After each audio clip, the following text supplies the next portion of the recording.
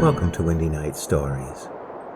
Tonight's story is by John Berwick Harwood, The Underground Ghost. Beg pardon, sir. Perhaps you'd like to go underground this morning, Mrs. thought. Large party, sir, in the dolphin room, going down at 11. All our Cheshire minds are thought very curious, particularly Seton Bassett, sir. Supply half of Europe, they do, sir. And uncommon pretty the galleries look by torchlight. Very celebrated mine, ours, sir, and worth notice. And only half a crown charge for each person, when many go down at one time with the guides. Shall I say you'll go, sir? I should have had some curiosity in any case to explore one of these noted Cheshire salt mines, which, if dwarfish in their proportions when compared with those of Poland, are still worth visiting. But in the present case, though the waiter did not know it, since he did not know me, there was a special attraction for me to accept his invitation. The mine was the property of my mother's uncle, and might one day be my own. Might, that is, if 3 healthy cousins should die off before my delicate and ailing self. Still, there was enough of contingent ownership in the thing to give it an interest in my eyes. I was what was called a rising junior at the bar, but overwork and late hours had combined to sap what was a weakly constitution from the first. My health had given way, after a straggle and symptoms of consumption, which fell disease was hereditary in my family, had at last begun to manifest themselves. The doctors were peremptory in ordering me to a warm climate, for at least a couple of years, and I had chosen Malta as the place of my reluctant exile.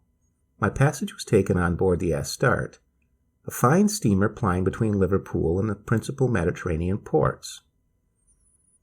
When I reached Liverpool, however, on the eve of the day of sailing, I found, to my annoyance, that a vexatious delay must intervene. Some accident had happened, while in the Mersey, to the Astarte's machinery, and it would take 5, or more probably 6 days to repair the damage. There was nothing for it but to wait. My berth was taken and my fare paid, and thus it fell out that, after killing time by a short tour through the more accessible parts of North Wales, I thought I would visit Seton Bassett, and behold with my own eyes that famous salt mine, of which much had been talked about in our own family, as though it had been one of the 7 wonders of the world. I was not on the best of terms with my uncle, so I had put up at the little inn incognito. I stood at the sitting-room window, after the waiter left me, looking out at the dull gray of the November sky and the yellowing pastures of the dairy country. There was no rain, but also no gleam of sunshine, and the still waters of the mere within rifle shot of the hotel, the pike fishing which attracted many an angler to the district, looked as dark as lead. The canal, with the green and yellow barges sleeping on its weedy surface, the marshy meadows, the ugly factory chimneys, peeping out among the bare tree-tops afar off. These things made up anything but an enlivening prospect. My mind wandered off to the orange groves and cloudless skies of Malta, to the pleasant voyage up the storied Mediterranean. I was a good sailor, and had no dread of seasickness to dash the enjoyment of the trip. And then my thoughts strayed back to my abandoned chambers in Hare Court, Temple. It had not been without a pang that I had wrenched myself away from law and equity, musty black-letter commentaries and brand-new reports, and I sighed involuntarily as I thought about how I had been forced to drop behind in the race of life and to yield the palm to others. But life itself was in the balance, and I had no choice in the matter. "Only waiting for you, sir," said the napkin-bearing attendant, jerking the door open and poking the fire as waiters will, when no other exercise of their restless activity presents itself. I declare that I had forgotten the mine, the proposed excursion, and my own consent to make one among the pilgrims. But I could not always be reading yesterday's newspaper, and I had seen Llangollen and Valley Crucis, and the Rose of Chester, and the castles of Chirk and Bran, and however little attractive the dive might be, it would be as well to see the family salt mine, while a couple of hours at least would thus be gotten rid of. It was Saturday, and on Monday at noon, the splendid screw steamship Astarte, with her freight and passengers, was to drop down into the Mersey and carry me along with her. I had but 2 days, therefore, to kill, and this underground exploring might answer as well as anything else. I put on my greatcoat, therefore, and followed William the waiter. There were a good many sightseers going down. Besides the large and rather noisy family occupying the Dolphin Room, which included 3 or 4 young ladies. Besides these, there were 3 or 4 recruits from the commercial, and as many from the coffee room, all of whom had been impressed into service by the eloquence of the glib waiter, who, I rather think, must have received some fee from the head guides for each visitor to the mine. This guide, like his 2 subordinates, was a plain, shrewd-faced miner in a rough suit of unbleached flannel, well provided with torches, lanterns, and other requisites for such an expedition. He assured us, with gruff civility, that there was no sort of danger, if only we kept together, took care of the lights, and minded what he told us, and after this exordium, he led the way to the pit, which was half a mile off. A gin, turned by an old wall-eyed white horse, sufficed to lower the cage which held us in detachments, and soon we were underground. A pretty sight was that mine, though I suspect it was not by any means so superior a specimen of its class as the waiter's interested panegyrics would have had us believe. But it was pretty and curious withal, to see the stretch of long galleries running away to the dim distance, to see the halls and chambers into which we suddenly emerged, and whose roofs were propped with columns of salt, and decked with frieze and cornice never carved by earthly chisel. Part of the mine was in full yield. The picks and shovels of the workmen rang against the rocky walls and floor, awakening 1,000 sullen echoes from the excavations, and shaggy ponies came clattering and stumbling past, dragging trucks laden with corves of salt, some in block, some in splinters, along the tramways. There were a good many men and boys busy in the regular routine of the mine, and the sight of this industry seemed the main attraction in the eyes of my fellow pilgrims. They were all hearty, hale, north country folk, except myself, the Dolphin party in especial being from Yorkshire, as they told everybody, and who had previously seen no mines but coal pits. My own experience was still more restricted, but I did not take the same interest in the details of the labor of extracting salt as my temporary companions, most of whom so loudly evinced their interest in clay stones or jewels. Besides, somehow, I felt the loud, blithe mirth of the rest, who seemed as frolicsome as school children on a holiday, jar a little with my own highly wrought and irritable nerves. I was sickly and peevish, I dare say, but at any rate, I shrank instinctively away from the laughter and conversation of the rest of the party, and turned off into one of the lateral galleries of the mine. I had a lantern. We all carried lanterns or torches, and it was wonderful how the light which it gave was reflected on the pellucid walls, which might have been hewn in rock crystal, so bright and pure was the salt through which the passage had been cut. The rough facets of the great crystalline lumps sparkled like monstrous gems, and the floor was rough with glittering fragments. This passage was intersected by others of varying width, some of which were broad corridors with grooved floors, where trains had once been laid, while others were mere fissures, in the forming of which spade and pick could have played but a secondary part. I wandered on, and still on, musing as I went, and taking little heed of my course.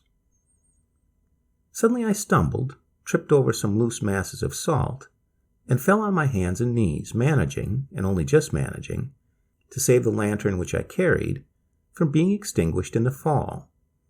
The floor of the cavern was very uneven in that part, and I had inadvertently walked into a sort of pit or basin of no great depth, and half filled with sand and moist salt, more or less pulverized. I rose and looked about me. Evidently, I had strayed from the direct track, thanks to my old habit of indulging in reverie, and had mechanically taken a wrong turn among some of the many passages. The place where I now found myself was by no means similar to the part of the mine which was in full yield, and from which I had wandered. Instead of being dry, airy, and full of life and bustle, the passage where I stood was damp and quite silent, not a sound being audible except the drip, drip of the water that oozed through the roof in 50 places, and fell sullenly splashing into little pools of dark green brine that lay among the stones. The floor was of stones, not of salt, and what salt was left in heaps was mixed with sand and loam, so as to be worthless for marketable purposes. It was plain that I was in some neglected corner of the mine. It was plain, too, that I had lost my way. I am not, I think, more timid at heart than other Englishmen of my age and habits, but I must own that the first sensation I experienced was one of actual alarm. I remembered the words of the guide when he told us that there was no danger so long as we kept together and near him. I had smiled when I heard this gruff caution, regarding it as a mere commonplace speech, or perhaps a phrase designed to enhance the value of our conductor's services. But now the warning came back to me with unwelcome emphasis, and as I breathed with difficulty the clammy and heavy air of the vault, a shudder ran through my whole frame. In the next instant, I rallied my courage, laughed contemptuously at my own fears, and stepped out manfully along the passage.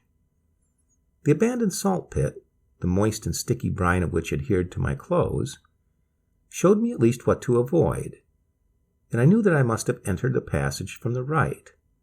But alas, on emerging from the passage into a sort of square chamber, in which some rude benches, carved out of the rock salt for the miners' use in bygone times, were cut in the gleaming walls, I found that no less than 6 openings gave access to different parts of the mine, and I was fairly at fault. How I had strayed so far without paying any attention to the bearings of my heedless course is what perhaps none but the absent man can understand, and I, unluckily, was an absent man. It was not the first time, by many, that I had lost my way, but my former escapades had all occurred under the free sky, in the blessed summer sunlight, and the worst that had ever come of them was the temporary inconvenience of losing my dinner. But it is one thing to range about a mazy wood, or roam in circles among the great purple moors, and another to be lost underground, in the dank air and darkness of a living tomb. I remarked, too, that the candle in my lantern would not last very long, from 1 to 2 hours perhaps, but certainly not longer. It was annoying, very annoying, to be left thus alone. I did not like to own to myself that it was dangerous. How strange it was, I thought, that I did not hear the very faintest sound from the scene of all those busy laborers in the mine. I listened intently. Not a sound, not so much as the faint clink of a distant pickaxe, or the crash of a falling block of salt, not the welcome sound of a human voice, not the tramp of one of those shaggy ponies that drew the corves. I had never before realized the weight of solitude, enforced solitude, could be. I had never before realized what the weight of solitude, enforced solitude, could be. I listened. I waited. Not the faintest indication of any other mortal but myself was below ground, reached my ears. Angry with my own fears, vexed with my own carelessness that had brought me to this pass, I selected at hazard one of the passages opening into the chamber, and entered it, walking fast, but holding the lantern well in front, to avoid any fresh pitfalls which might lie in wait for the unwary foot. The passage was but some 10 yards long, and then it branched off into 2 narrower corridors, the widest of which led me to a wide but low-browed cave of mixed salt and stone. I entered it stooping, but soon found that I should be obliged to proceed on hands and knees, if at all. So I retraced my steps, and tracing the other corridor to its extremity, found myself once more in the square chamber which I had left a few minutes before. And now I began to own to myself that I felt anything but hopeful of a speedy deliverance. My best chance was that I might be missed and sought for, since it was evident that I might wander aimlessly as in a labyrinth until my candle was spent, and then I should be indeed in sorry case. But should I be missed? I had no friend among the party of blithe sightseers. If they remembered the existence of the pale, taciturn stranger who had seemed to shrink from their companionship, no doubt they would think that he had made his way back to the shaft, and got some of the miners to draw him up to bank, and the guides were only too likely to think so too. I should be inquired for at the inn, of course, but not till dinner time, and my absence might very probably be misinterpreted. The people knew nothing of me. My luggage was of the lightest. I might be thought of merely as a bilking scamp who had levanted without paying his bill. And even a night spent in that cheerless place would, to one in my failing health, be no trifling misfortune. Already my feet were cold and wet with the tenacious brine. The cold, moist air had brought back my cough, and I shivered in the chill atmosphere of the vault where I stood. Yet perhaps there were people near me, within earshot all the time, for I could not believe that the mine had been suddenly deserted. I shouted and shouted again, the many crevices and passages giving back the sound of my voice with strange and sullen dissonance. Presently, though no answering call was returned, I saw a light far off and dim, but rapidly advancing towards me along the gallery that lay on my left, and which was one of the 6 that I have mentioned. Nearer and nearer it came, no flare of torches, but the steady gleam of a small lamp. And then, to my surprise, I saw that the human figure that soon became visible was not that of a miner. The light of the lantern fell faintly on the pale face, colorless as marble, but delicate and pretty enough, of a young and slender girl. A lady, evidently, by her dress, and whom I instantly conjectured to be one of the party of explorers. But how came she here, and alone? Was she lost, like me? Or... Did you not call a minute ago? I can show you the way, if you like. Commonplace words, these, but they were spoken with a peculiar, quiet intonation that impressed me in spite of myself. The voice was sweet and low, but almost solemn in its calm.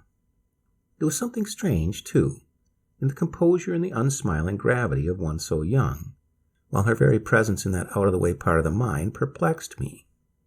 My idea was that the young lady, like myself, had lost her way in the intricacies of the pit, but this supposition her confidence of bearing seemed to contradict. No doubt she knew the mine well, or she would scarcely have offered to guide me to safety. This was an additional proof that she could not have been one of the merry, rosy-cheeked Yorkshire girls who had been made part of the explorers in the morning. More likely, some fresh party had descended to see the mine, and this young lady, some resident in the neighborhood, had accompanied her friends to a place which she knew well. And yet, why alone?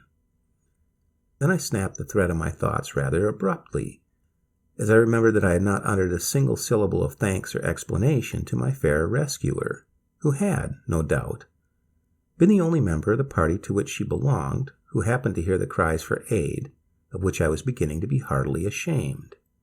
A man's self-love is easily piqued, and I felt a hot flush of shame rise to my cheeks as I thought in how pitiful a light I must have appeared to the sole spectator of what must have seemed my poltroonery in shouting for help.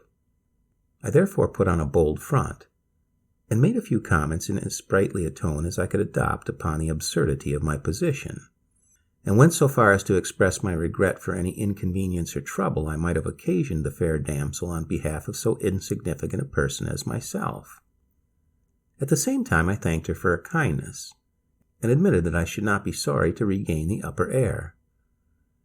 She bowed her head slightly, and in the same grave, unsmiling manner as before, and turned towards the passage whence she had come, merely replying, in answer to my speech, "This is the way we must take." I followed her as she swiftly and steadily glided forward, traversing the long and narrow passage lamp in hand. At the end of the passage was a sort of hexagonal vault, full of openings in its dull, white walls, where the salt was much corroded by the moisture that dripped from the roof. The floor was covered in white incrustations, and several of the entrances were more or less choked with earth and rocks. My guide selected one of the narrowest of the galleries, without a moment's hesitation, and entered it with the same quick but light step. It was a mere fissure of irregular width, so very narrow in parts, that it seemed as if the rocks were closing their stony jaws to bar our egress, while the height was considerable. Once I fancied, as I looked up, that I could see a faint glimmer of daylight filtered down through the overlying rocks, but it may have been mere fancy. For some moments, not a word was spoken. I was the first to break the silence. "I had no idea," said I, in a lively tone that cost me an effort, for I could scarcely keep my teeth from chattering as I spoke, so chilly and moist was the atmosphere of the unsunned caves. I had no idea that I had wandered so far, or indeed that the mine was so large. I can recognize none of these objects which we are passing, and yet some of them are worth looking at. How pretty is this, for instance?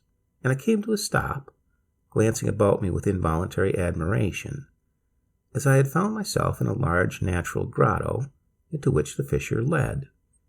The lofty but broken roof was of rock salt, but stained of many hues, green and crimson, orange, brown, scarlet, by the infiltration of water, which dripped abundantly from the cracks in the rough ceiling, and which probably contained metallic oxides in greater or less amount.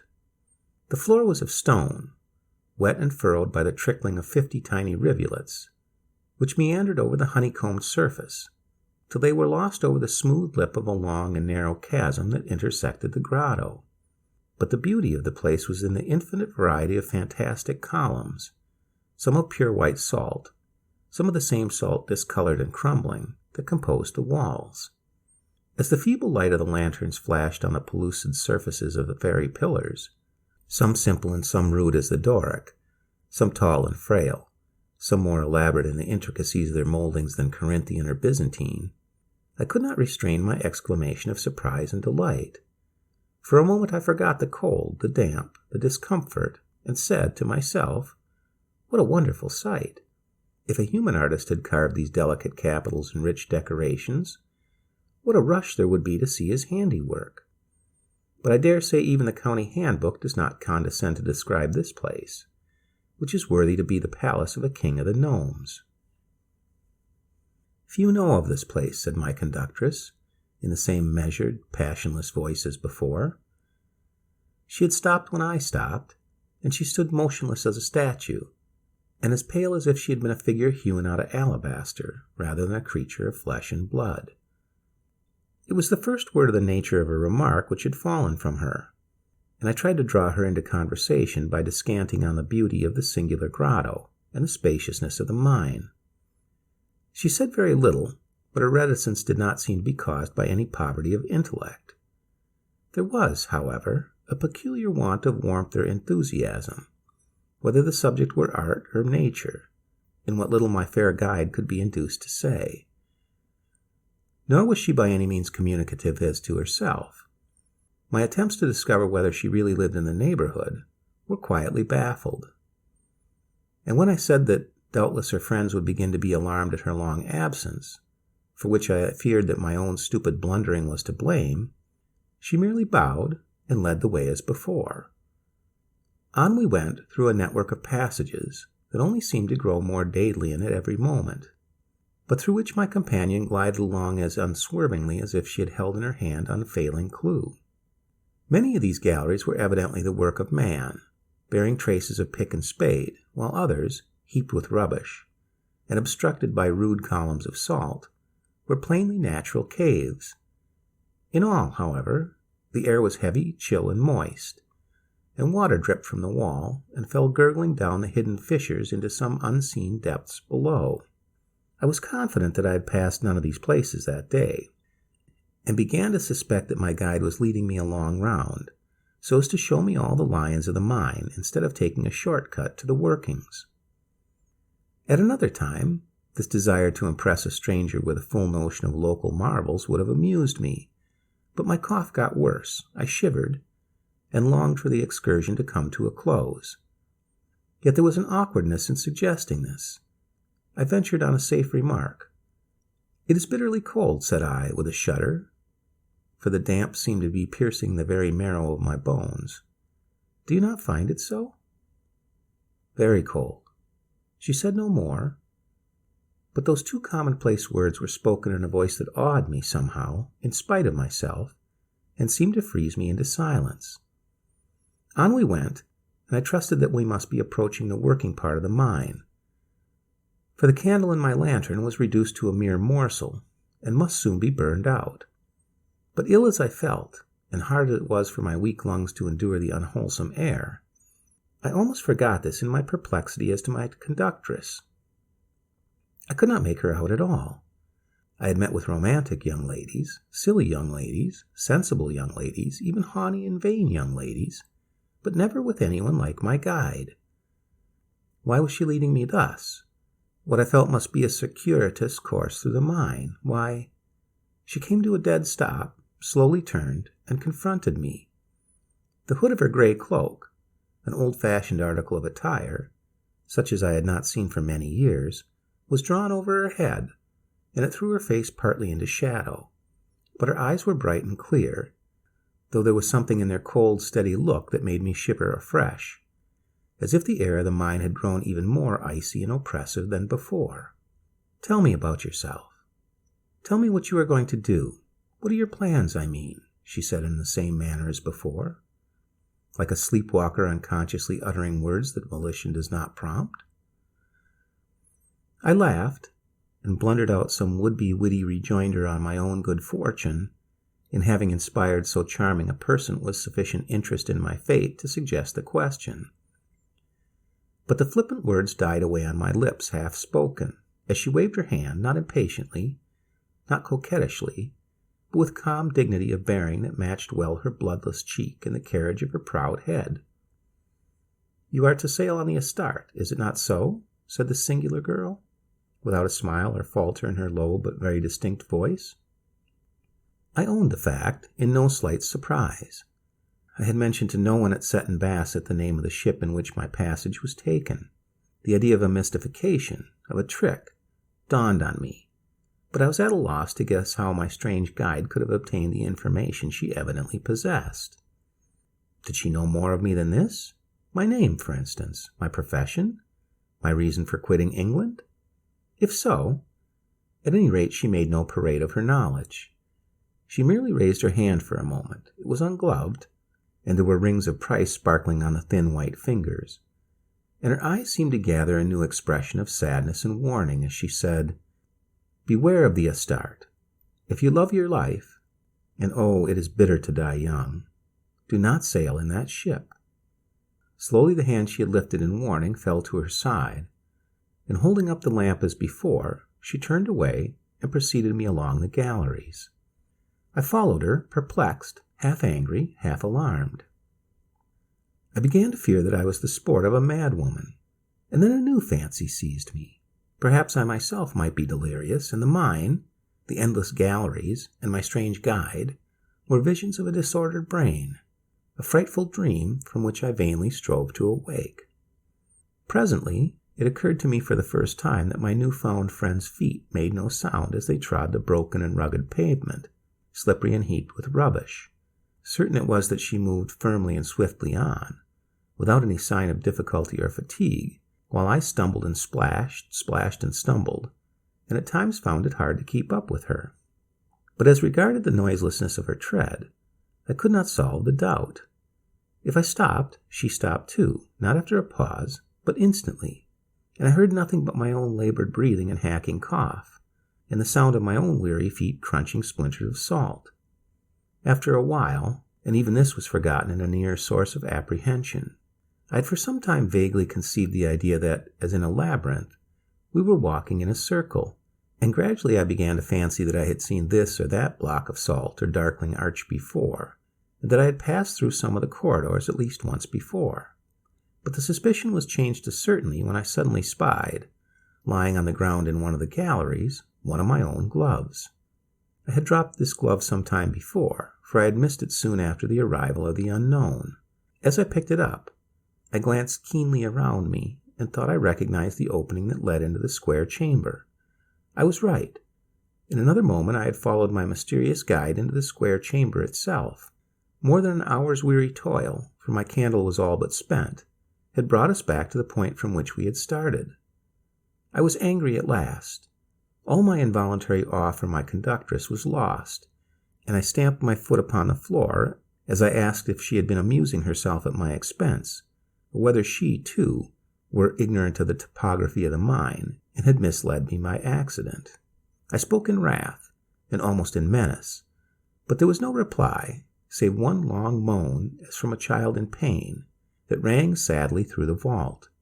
I turned my head, but I could see nothing, and when I again confronted what I now deemed my treacherous guide, a sort of mist seemed to dim my eyes, and I saw, or thought I saw, her form grow faint and indistinct, fading and fading like breath upon a mirror, but with the same calm face, the same grave look of sorrow and warning, until that too faded, and nothing was left opposite me, nothing but the rocky wall. I sprang forward, incredulous, and touched the wall with my hand.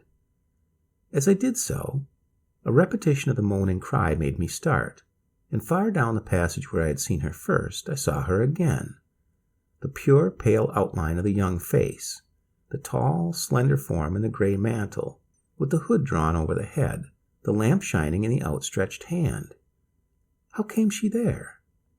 "This is too much," cried I passionately, and, convinced that I was the victim of a trick, though how such a trick could have been effected I did not care to consider, "I will not bear this juggling. I will not—" As I spoke, I darted forward to overtake the receding figure, and my foot tripping among the loose stones of the floor as I ran, I fell heavily, crushing the lantern beneath me, and being instantly involved in Egyptian darkness.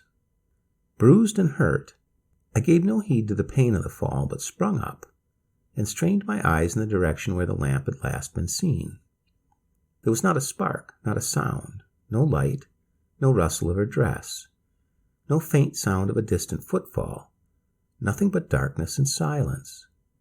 Eagerly I listened, eagerly I watched, but in vain. I tried to call aloud, but my tongue refused its office, and when I did raise a weak shout, I felt my natural repugnance to the darkness deepen as no answer came. "She is doing this to frighten me," I murmured. "She is hiding behind some pillar. Whoever she is, she never could be cruel enough to leave me here in the dark alone to perish." Silence, still silence. Any sound, even that moan, at which my very heartstrings had quivered, would have been better than that. Darkness, blank, black darkness. I tried to shout, tried to grope my way out, but the sides of the rocky vault were slippery to the touch, and when I found an opening, I stumbled and fell again, and had not the strength to rise. Oh, it was very cold, cold and dark. This must be death. "A drop more brandy, Jem. The last did him good. I can't feel any pulse yet, though. Don't crowd so about him, lads. Give him air. That's enough of the brandy, but don't leave off chafing the hands. He'll come around." With my dulled ear, I heard these words, but scarcely understood them, and from between the half-closed lids, my weak eyes could feebly distinguish a glare of torches, and several rough men in miner's garb, and one in black with a kind, shrewd face. The doctor, no doubt. I saw all this in a stupid sort of indifferent way, as if it had been a pageant, and then I seemed to sink down into a black sea of roaring water, and fainted for the second time. I was in bed at last. I had been in bed some days, very ill, and with a brain too deadened and a frame too exhausted to take note of time. When my senses returned, I asked what was the date, and hearing it, knew that the Astarte had sailed without me, and that my passage money was lost. It was not for weeks, and until my slow convalescence had ripened into recovery from the illness brought on by cold and wetting I had received, that the doctor asked me how I came to separate myself from the rest of the company and to get lost in the mine. "It so happened," said he, "that work was suspended unusually early on that day, as there was a wake in Swivelsby, and the miners had a sort of half-holiday by annual custom. The mine was therefore abandoned, but for the lucky chance that you were missed at the inn and inquiries were made, an intelligent boy, the son of a miner, declared that you had never come up to bank at all. It is probable that no search would have taken place. As it was, long hours passed before a party started in quest of you, and it is fortunate that they were in time. Sutton Bassett Mine has witnessed more than one tragic accident, even in my day." "To what do you allude, doctor?" asked I eagerly. 18 years ago, a young lady, a Miss Walcott, became separated from her friends, as you did, in that mine," answered the doctor. "I had not as yet settled in the district, and only know the details from report, and very imperfectly. I believe, however, that the poor girl, who had made one of a large family party, was bound on a visit to an aunt, who lived a few miles off, her own parents then residing at Hollings Court, near here. The day was a stormy one. The carriages drove off in a heavy fall of rain, and I believe the missing one was understood by her mother to be staying at her aunt's, and vice versa, for there was no alarm till help was impossible. The poor girl's body was found, for she perished of cold and hunger in that maze of galleries, in the very spot where we found you. And, bless me, how pale you look, my dear sir. Take some cordial, and lie down, and no more talking. Not a word more, I insist. I have no explanation of the above facts to offer. I have endeavored, far from England, to set down every detail of the occurrence as simply and succinctly as possible. I should be thankful if I could disabuse my mind of the ghastly doubt and horror that cling to it, and which haunt me when I recall the events of the day in the Cheshire salt mine. The good doctor, when he heard my statement, did his best to convince me that what I saw was a mere hallucination, due to my disordered health and excited nerves. I wish I could think so, but further inquiries made after I left England served to assure me that I was not the only person who was supposed to have seen the presence that I had beheld in the disused portion of the mine. One word more. The warning was no idle one, though I doubt whether I should not have been ashamed to have heeded it, had not illness chained me to my sick bed. Before I was able to quit Seton Basset, news came that the fine steamship Astarte had been cast away on the rocks of Cape Spartel, and that most of the crew and passengers had perished miserably in the surf. The end.